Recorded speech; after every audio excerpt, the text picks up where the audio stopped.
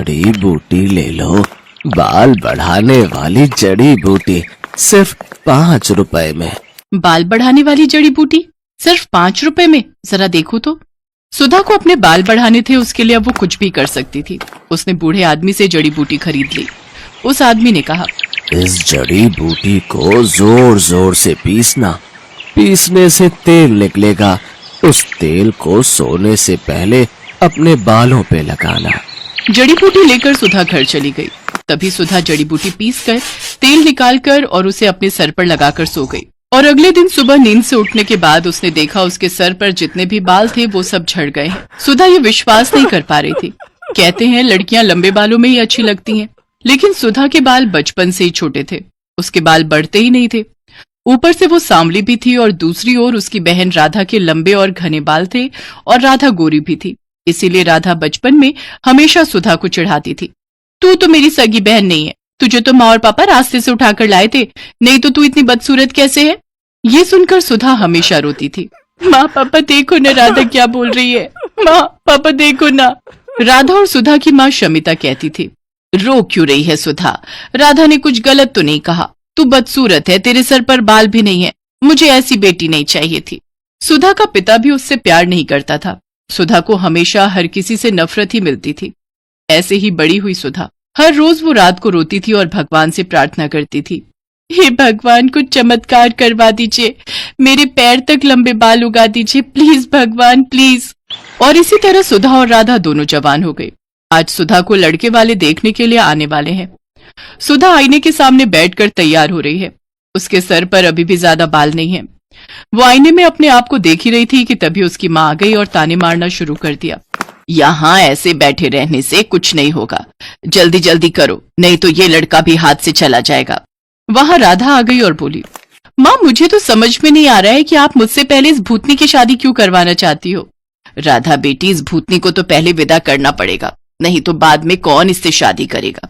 एक बार बस ये सर से उतर जाए, उसके बाद मैं तेरे लिए बहुत अमीर और अच्छा लड़का ढूंढ कर लाऊंगी। माँ आप सभी मुझसे इतनी नफरत क्यों करते हो, आखिर मैंने किसी का क्या बिगाड़ा है। तेरे सर पर बाल नहीं है सुधा, तू बदसूरत है बदसूरत, तू मेरी बहन कहलाने के लायक नहीं है। थू। सुधा रोने लगी। वो पूरी जिंदगी रोती ही आई है। अविनाश नाम का लड़का सुधा को देखने के लिए आया। शमिता के कहने पर राधा अपने कमरे में ही बैठी हुई थी, क्योंकि शमिता ने उससे कहा था, बेटी तू कमरे के अंदर ही रहना, नहीं तो लड़के वाले सुधा से रिश्ता नहीं जोड़ेंगे। खैर अविनाश के साथ सुधा का रिश्ता तय हो गया, लेकिन उसके लिए बहुत ज्यादा दहेज देना पड़ा। उस बात को लेकर भी शमिता सुधा को ताने मारने लगी। सुधा मन ही मन सोचने लगी, अपने घर में तो मुझे शांति नहीं मिली, शायद ससुराल में जाकर मैं खुश रहूंगी। सुधा की शादी हो गई और शादी वाले दिन ही अविनाश ने राधा को पहली बार देखा और देखते ही उसके प्यार में पड़ गया। यार मैंने इसे पहले क्यों नहीं देखा, कितनी गोरी है ये, कितने लंबे बाल हैं इसके, इससे पहले मिल लेता तो मुझे इस भूतनी से शादी नहीं करनी पड़ती। लेकिन अब कुछ नहीं हो सकता था। सुधा अविनाश के साथ ससुराल चली गई और ससुराल पहुंचते ही सुधा की सास विमला ने सुधा को 1000 काम थमा दिए। रसोई जाओ और सारे बर्तन मांजो, उसके बाद खाना बनाओ और उसके बाद पूरा घर साफ करो। मत भूलना कि तुम्हें इस घर की बहू सिर्फ और सिर्फ काम करवाने के लिए ही बनाया गया है। ठीक है माँ जी, नहीं भूलूंगी। सुधा बिना थके काम करने लगी। उसकी सास और उसका पति उसके छोटे छोटे बालों को लेकर मजाक उड़ाने लगे। तुम्हारे बाल तो मुझसे भी छोटे हैं सुधा। ये तो पूरी नौकरानी लग रही है। हाँ हाँ, मुफ्त की नौकरी।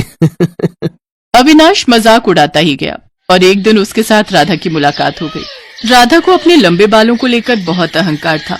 वो सुंदर भी थी। अविनाश को उससे प्यार हो गया और राधा भी अविनाश को पसंद करने लगी। और एक दिन अविनाश और राधा ने शादी कर ली। राधा अविनाश के घर चली आई। ये देखकर सुधा को जैसे सदमा लग गया। राधा, राधा तू मेरे साथ ऐसा कैसे कर सकती है, तूने मेरे पति से शादी कर ली। चुप रह, समझी ना, अविनाश तो तुझसे प्यार भी नहीं करता है, वो सिर्फ मुझसे प्यार करता है। हाँ हाँ, ऐसे बिना बाल की औरत से कौन प्यार करेगा, मुझे तो लंबे बालों वाली लड़कियां पसंद है। सुधा बस अकेली चुपके से रोती रही। अगले दिन वो बाजार गई और देखा एक बूढ़ा आदमी जड़ी बूटी बेच रहे हैं। जड़ी बूटी ले लो, बाल बढ़ाने वाली जड़ी बूटी सिर्फ 5 रुपए में। बाल बढ़ाने वाली जड़ी बूटी सिर्फ 5 रुपए में? जरा देखो तो।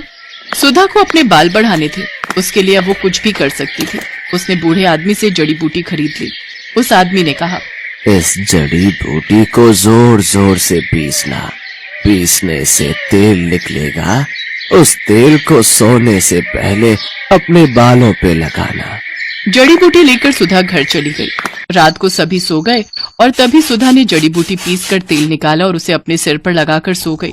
और अगले दिन सुबह नींद से उठने के बाद उसने देखा उसके सर पर जितने भी बाल थे वो सब झड़ गए हैं। सुधा को जोर से रोना आ गया। ये क्या हो गया? मेरे सारे बाल झड़ गए, अब मैं क्या करूं? सुधा जोर जोर से रोने लगी और उसे इस हालत में अविनाश, विमला और राधा ने देख लिया। ये क्या, तू पूरी तरह से गंजी हो गई? छी, मैं देख नहीं पा रहा हूं तुम्हारी तरफ, मुझे उल्टी आ रही है। सुधा, तुम निकलो यहाँ से। यहाँ तुम्हारी कोई जरूरत नहीं है। तुम इस घर में रहोगी तो इस घर का नाम बदनाम होगा। सभी ने मिलकर सुधा को घर से निकाल दिया। सुधा रोती हुई एक जंगल में चली गई। जंगल में वो एक पेड़ के नीचे बैठकर रोने लगी। उसी पेड़ पर एक पंछी रहती थी। उसने सुधा को रोते हुए देखकर कहा, तुम रो क्यों रही हो? सुधा ने उस पंछी को सब कुछ बताया। रो मत, ज्यादातर इंसान बुरे होते हैं, इसीलिए तो हम जंगल में रहते हैं। इस जंगल में सब कुछ है, बड़े से बड़ी बीमारी का इलाज है यहाँ।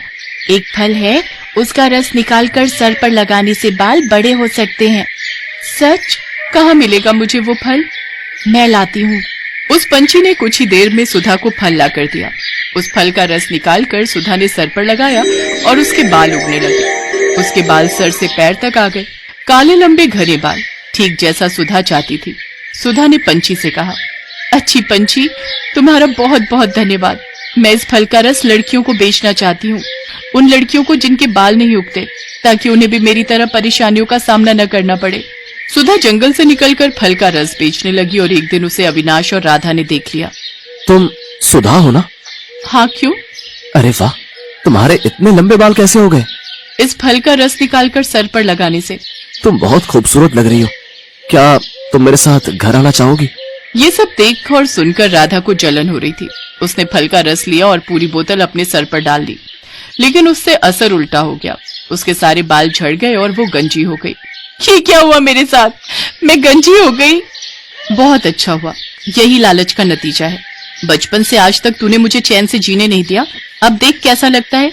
और हाँ विनाश, मैं फालतू लोगों के साथ नहीं रहना चाहती, तुम रहो अपनी पत्नी के साथ। राधा का अहंकार मिट्टी में मिल गया।